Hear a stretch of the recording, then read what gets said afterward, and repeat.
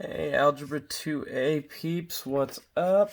I'm sure by now you figured out this week, for a couple of weeks, I'm changing things up on you. I'm actually stepping back from moving on with the chapter, and I want to do some SAT prep. So if you haven't looked at this yet, I gave you one of the math tests. I started with a calculator portion. This is, I'm sure you've seen this 1,000 times. You've done the PSAT 9, the PSAT 10, and then you did the practice PSAT earlier this year. If you haven't been told yet, you are still going to take the SAT. It's just going to be next year. I think next year in the fall at some point. So you'll be seniors, you'll take it in the fall, and then the juniors will take it in the spring. But anyways, so you can see some stuff on here. Like it says 38 questions. I actually didn't give you the last part. I just gave you the free response. So we're only going to do 30 questions. If you wanted to try and take this as like a straight up SAT, you could give it a shot. There's nothing wrong with that. And you can check yourself with these videos. And you see for the whole 38 minutes, 38 questions give you 55 minutes. So if you were just going to do these 30 questions, it should take you, I don't know, somewhere around 45 minutes, give or take, 45 minutes. But anyways, today for this video, usually the Monday notes video, I would do the notes, I would do the odds. We're not going to do that. I'm going to do the first 8 problems in this for today. Okay, notice you've got instructions on here. These are always the same. So I know we did some of these in class. You should have read this. It can't hurt to reread it so that when you actually take the SAT, you don't have to bother with that. Some helpful things here, formulas, blah, blah, blah. If you ever need those, you can always look back at this. All right, so start off, we're looking at number 1. Start off just by reading it. The monthly membership for an online television and movie service is $9.80. Okay, so $9.80 every single month.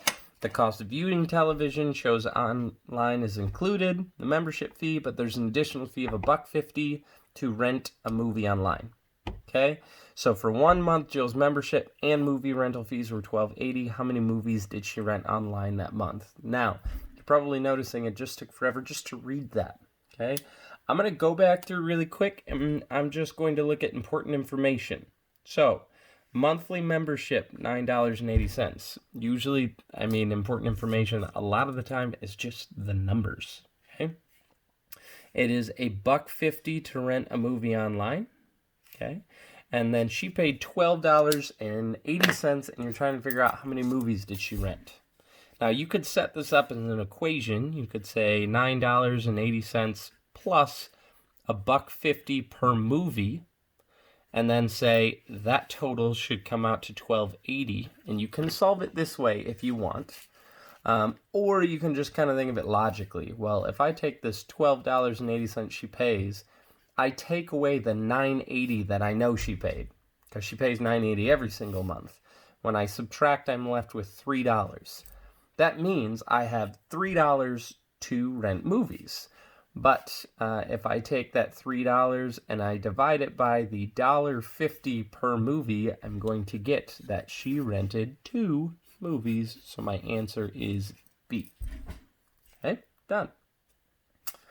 All right, let's move on to the next one.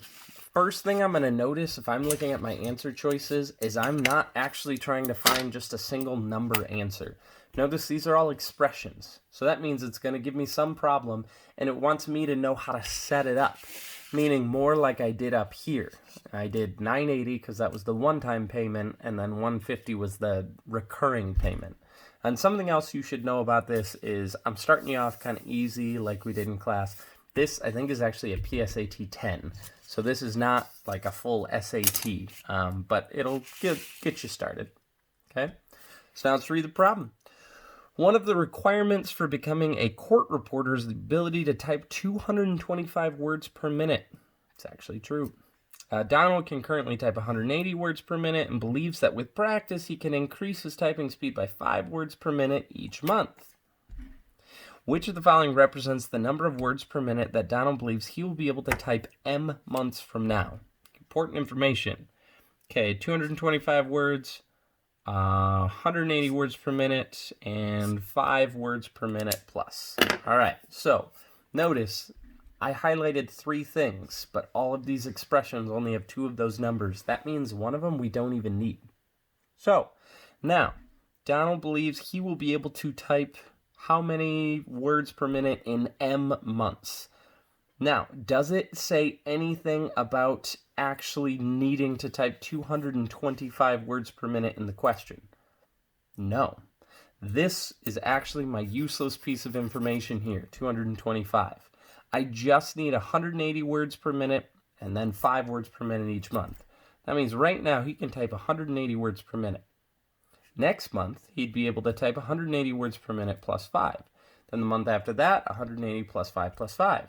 And the month after that, 180 plus 5 plus 5 plus 5, so on and so forth. Meaning you add 5 for however many months he has been practicing. Okay? You could write it out like this if you wanted to. And you probably wouldn't do this if you're crunched for time. But just a little visual right here. And I could even write out off to the side like, this is 1 month. This is 2 months, this is 3 months, this is 4 months. And you can see I'm adding 5 one time, 5 2 times, 5 3 times, 5 4 times. So I'm taking 180 plus 5 times however many months. And I don't know why I put a P there. Months. Okay, then I look here and I see I have 180 plus 5M done. That's my expression. I did not need at all that 225 words per minute. That was just extra information. Okay. Number 3, you got 3-pound pizza. It's sliced in half, and each half is sliced into thirds. This is looking like a fraction question. What is the weight in ounces of each of the slices? Oh, shoot. Here's how I would start. Let's draw a picture. Pizza. We are going to say that this is a round pizza. You could do this without it being round, but it's going to look weird if it's not round. Most pizzas are round. Anyways, 3-pound pizza, sliced in half. So I'm going to cut it in half. And then it says each half is sliced into thirds. So I'm going to look at 1 half, and I'm going to cut it into thirds. Cut it into 3 pieces, right? I'm going to do the same thing on this side. That's a good-looking pizza. Anybody else get hungry? All right, so now you can look at this and say, I have 6 pieces. Fantastic. Now I'm being asked, how much does each piece weigh in ounces? And that's why it gives you this. Well, it's a 3-pound pizza. 1 pound is 16 ounces. Really quick, let's figure out how much the whole pizza weighs. If I said 16 ounces times 3 pounds, I would get that the whole pizza is 48 ounces. Okay? So all 6 slices are 48 ounces, but you want to figure out how much 1 slice is. All you got to do is divide that 48 ounces by the 6 pieces to get that each slice is 8 ounces. That's my answer. Okay? Let's keep going. All right. Kind of a weird question here. So Nick surveyed a random sample of the freshman class of his high school to determine whether the fall festival should be held in October or November. Of the 90 students he surveyed, 25.6 preferred October. Now, based on that information about how many students in the entire 225-person class would be expected to prefer to have the fall festival in October. So this is basic statistics, saying I don't have time to go ask all 225 people, so instead I'm going to ask a bunch of them. I'm going to ask 90, and then let's just figure out a percentage here. Well, 90 students and 25.6% of them preferred October. So that's a really important piece of information here. You also could highlight 90 and then 225. Now, kind of tricky because only 2 of those numbers are actually needed. We're trying to figure out how many people of the 225.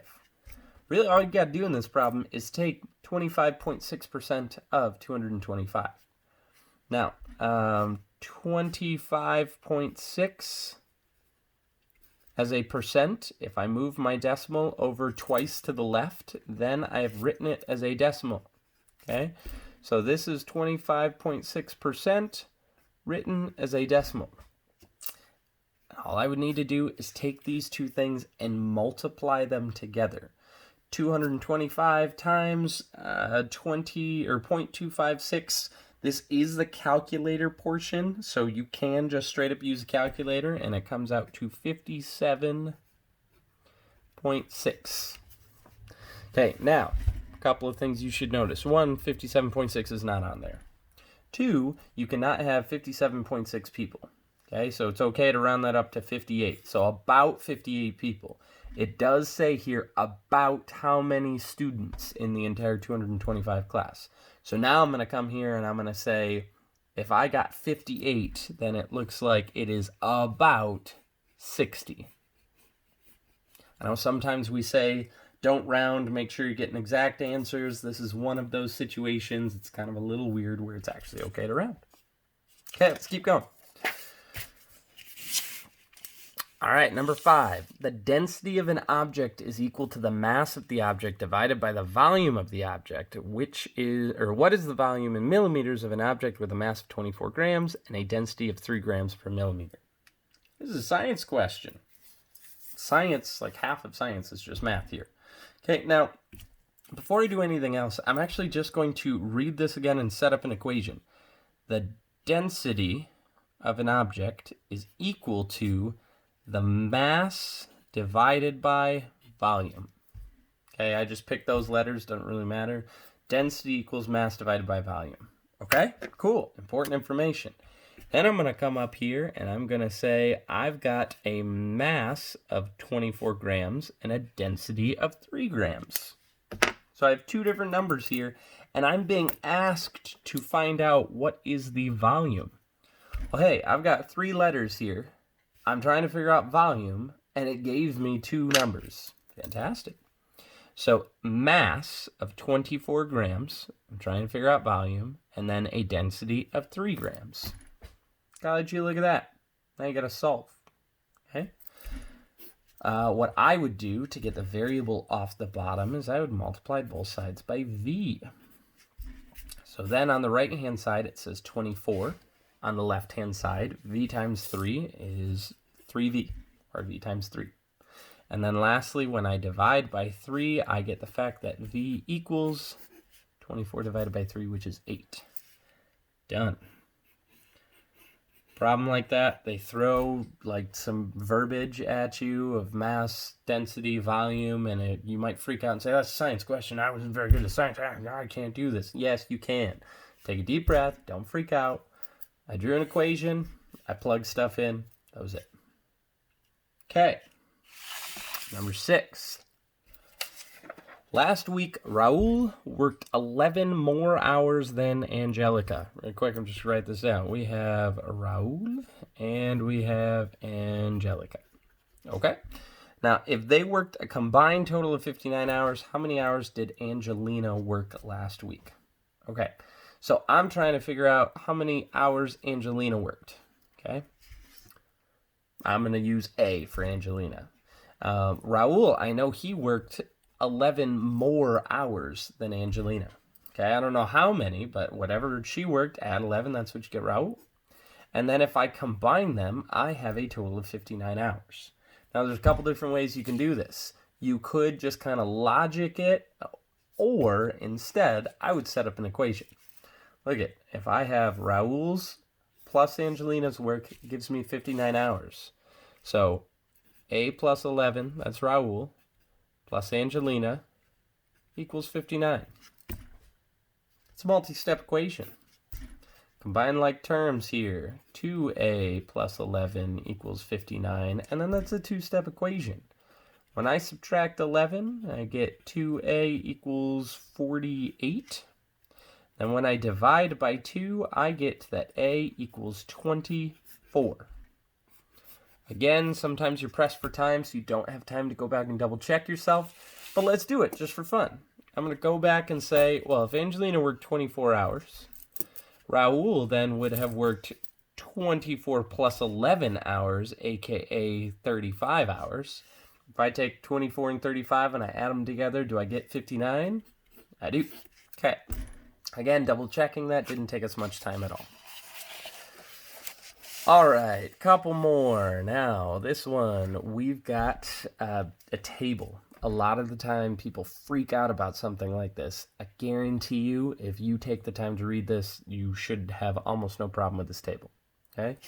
Now, the table above represents 50 movies. You can see it's got types of movies and it's got ratings of movies, but total all the way down on the bottom right for all of these tables. That's your total amount of whatever you're talking about. In this case, are movies. So 50 movies.